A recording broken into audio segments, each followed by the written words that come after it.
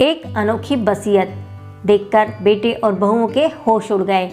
रामलाल जी अपने सामने रखे खाने को बहुत गौर से देख रहे थे और बहुत गौर से देखने के बाद कहने लगे, यार आज फिर तूने यही पका कर रख दिया। तुझसे कहा था ना कि कोई बढ़िया सी मज़ेदार सी चीज़ बना कर देना, और आज भी यही खाना बनाकर रख दिया मेरे लिए।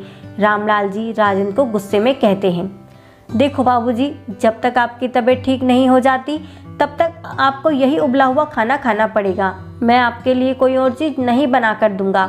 राजेंद्र प्यार से रामलाल जी को जवाब देता है, तू भी ना यार, आज तो मैं खा लेता हूँ, लेकिन कल को मुझे कोई बढ़िया सी चीज़ बना कर देना, नहीं तो मैं खाना नहीं खाऊंगा। ठीक है बाबूजी, आज अगर आपकी तबीयत ठीक हो गई तो मैं कल आपको जो भी कहेंगे वो बना कर दूंगा। रामलाल जी चुपचाप उबला हुआ खाना खाने लगते हैं। यह बातचीत हो रही थी रामलाल और उनके प्यारे राजेंद्र के बीच में। बाबूजी का और अपना खाना राजेंद्र खुद ही बनाया करता था। राजेंद्र जब 5 से 6 साल का था तो रामलाल जी को वह सड़क पर भूखा बैठा हुआ मिला दिखाई दिया था। रामलाल जी ने जब उससे पूछा तो उसने बताया था कि वह एक अनाथ है, उसका इस दुनिया में कोई भी नहीं है और वह 2 दिन से भूखा है। तो रामलाल जी उसे अपने साथ ले आए थे। आज राजेंद्र को बाबूजी के साथ रहते हुए पूरे 25 साल हो चुके हैं। राजेंद्र बाबूजी की बहुत सेवा करता है। रामलाल जी के 2 बेटे हैं और वह 15 साल से वह दोनों ही बाहर विदेश में ही रहते हैं। 2 से 3 महीनों में उन दोनों का फ़ोन आ जाता है, पर वह 15 साल से भारत वापस नहीं आए। रामलाल जी की पत्नी का देहांत हुए 20 साल हो चुके हैं। राजेंद्र ही रामलाल जी के साथ घर और दुकान का काम संभालता। राजेंद्र, जा आप दुकान पर जा, वहाँ का काम देख, जिसको पेमेंट देनी है वह पेमेंट भेज दे और जिसे पेमेंट लेनी है वह मांग लेना। ठीक है बाबूजी, मैं जाता हूँ, आप अपना ध्यान रखिएगा। राजेंद्र कहता है, तू जा, मेरे पास राजू है, कोई ज़रूरत होगी तो मैं इससे मांग लूँगा। रामलाल जी कहते हैं, ठीक है बाबूजी। यह कहकर राजेंद्र दुकान के लिए निकल जाता है और बाबूजी अपनी आराम कुर्सी पर सर रखकर टेक लगा लेते हैं और अपनी आंखें बंद कर लेते हैं। रामलाल जी अतीत की यादों में खो जाते हैं और अपनी पत्नी लीला देवी को याद करने लगते हैं। उन्हें आज भी याद है जिस दिन उनकी शादी हुई थी, किसी ने दूर यह गाना बजा दिया था, 2 हंसों का जोड़ा बिछड़ गया रे, जुलम भयो रामा गजब भयो रे। पता नहीं कौन बेवकूफ़ था जिसने शादी के दिन यह गाना बजा दिया था।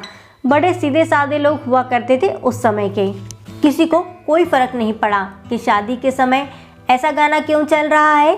किसी ने कुछ भी नहीं कहा, सब चुपचाप सुनकर ऐसा महसूस करा रहे थे कि हमने सुना ही नहीं। मुझे दूल्हा बने बने ऐसा गुस्सा आ रहा था कि गाना बजाने वाले को 2-4 चाटे रसीद कर रख दूं, पर मैं कुछ नहीं कर सका, चुपचाप बैठा हुआ कुर्ता रहा।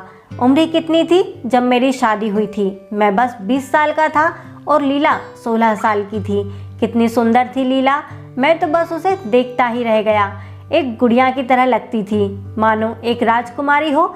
उसके सुंदर मुखड़े को मैं आज तक नहीं भुला पाया। कितना बचपना था उसके अंदर।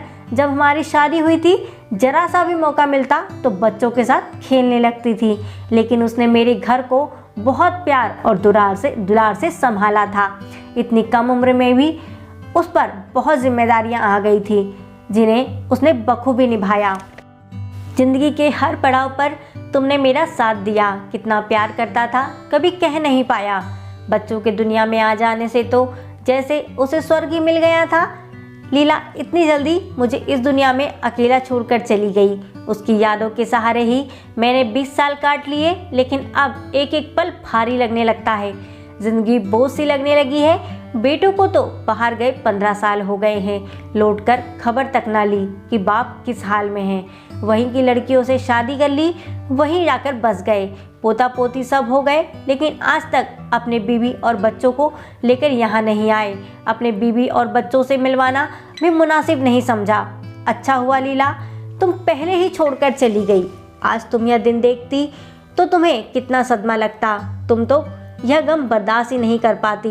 जिन बच्चों को हमने इतने प्यार से पाला पोसा और बड़ा किया, वही बच्चे आज बाप से मिलने तक नहीं आते। इतने में ही राजेंद्र फिर से बाबूजी के पास आता है और कहता है, मुझे मालूम था कि आप फिर से अपने अतीत में खो जाएंगे और फिर से दिल पर सदमा ले लेंगे। मेरा मन नहीं माना, मैं आपको अकेला नहीं छोड़ूंगा। दुकान का काम मैं बाद में देख लूँगा। ठीक है मेरे यार, जैसा तू ठीक समझे वैसा कर, बाबूजी लंबी सांस भरकर कहते हैं। चलिए आप पहले लेट जाइए। राजेंद्र बाबूजी को कुर्सी से उठाकर बेड पर लेटा देता है और उनके पैर दबाने लगता है। पता है राजेंद्र, जब मैं और मनोज छोटे थे तो गांव में सरपंच जी का बाग था। हम वहाँ पे आम तोड़कर खाया करते थे और सरपंच जी हमारी शिकायतें लगाने के लिए पिताजी के पास आते थे तो पिताजी डंडा उठाकर सरपंच जी के सामने ही पिछवाड़े पर मारा करते थे। लेकिन अगले दिन हम फिर से अपने मिशन को अंजाम देते थे। बाबूजी ने हंसते हुए कहा तो राजेंद्र भी हंसते हंसते लोटपोट हो गया। बाबूजी आगे कहते हैं कि सारा दिन हम जंगलों में खेतों में घुमा करते थे। एक बार तो क्या हुआ, मनोज और मैं एक बाग में आम तोड़ने के लिए घुस गए। तभी माली आ गया और मैं तो भाग गया, पर मनोज माली के हाथ लग गया और माली ने मनोज को खूब सुताई की। आज भी याद आता है तो बहुत हंसी आती है। बाबूजी हंसते हुए राजेंद्र को बताते हैं। राजेंद्र भी हंसने लगता है और बाबूजी अक्सर अपने बचपन की बातें राजेंद्र को बताते और फिर दोनों खूब हंसते थे। बाबूजी का हर दिन राजेंद्र के साथ हंसते गप्पे मारते हुए निकल जाता था। एक रात रामलाल जी सोए हुए थे कि तभी उनके सीने में दर्द हुआ।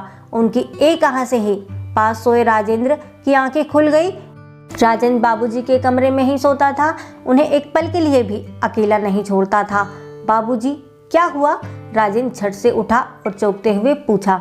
बाबूजी कुछ नहीं, सीने में दर्द सा हो रहा है। राजेंद्र बाबूजी आप ठीक हो जाएंगे, मैं अभी मनोज अंकल को फ़ोन करता हूँ। राजेंद्र बिना देर किए हुए मनोज अंकल को, जो बाबूजी के बचपन के दोस्त हैं और डॉक्टर भी हैं, मनोज अंकल भी बिना देर किए हुए रात में ही आ जाते हैं और रामलाल जी को देखते हैं। रामलाल को माइनर अटैक आया था। मनोज अंकल बाबूजी को इंजेक्शन देते हैं और बाबूजी सो जाते हैं। मनोज अंकल राजेंद्र को दवाई वगैरह लिख कर देते हैं और अपने घर जाकर रामलाल जी के बेटों को फ़ोन कर देते हैं। लेकिन अपने पिता की खबर सुनकर भी रामलाल जी के बेटे नहीं आते हैं और ये बात रामलाल जी को भी पता लग जाती है। राजेंद्र बाबूजी की और ज़्यादा सेवा करने लगता है। राजेंद्र बाबूजी आप इतना क्यों दिल पर लेते हैं? मैं बार बार आपको बोलता हूँ आप इतना मत सोचा करें, इसलिए मैं आपको अकेला नहीं छोड़ता हूँ। बाबूजी मेरे यार राजेंद्र, मैं दिल पर नहीं लेता हूँ और लूँ भी क्यों, तू है ना मेरे पास। वो तो बाप होने के नाते कभी कभी जब बेटों की याद आ जाती है तब दिल दुखने लगता है। आज हम सब एक साथ होते तो बात ही क्या थी, लेकिन तू है मेरा यार मेरे पास, तो मुझे कोई नहीं चाहिए। लेकिन मेरे बेटे मेरी बीमारी की खबर तक सुनकर भी नहीं आए। ऐसी तो परवरिश मैंने अपने बच्चों को नहीं दी। मैंने और लीला ने उनकी परवरिश में कोई कमी नहीं छोड़ी, उनकी हर छोटी बड़ी ख्वाहिशों को पूरी की। हमसे ही कोई कमी रह गई होगी जो आज ये दिन देखना पड़ रहा है। राजेंद्र बाबूजी आप यही चाहते हो ना कि आपके बेटे आपके पास आए, तो जो मैं कहूँ वो आप करोगे। बाबूजी नहीं यार, मुझे तू ही काफ़ी है। राजेंद्र बाबूजी मैं तो हूँ ही आपको काफ़ी, लेकिन आपके बेटे भी आपके पास आएंगे, आपको और ज़्यादा खुशी मिलेगी। तो बोलिए जैसा मैं कहूँ वैसा करेंगे। दोस्तों रामलाल जी के बेटे उनसे मिलने आएंगे कि नहीं आएंगे, ये आप पार्ट 2 में ज़रूर सुनिएगा। तब तक के लिए जय हिंद, जय भारत। फिर मिलेंगे पार्ट 2 के साथ। वंदे मातरम दोस्तों।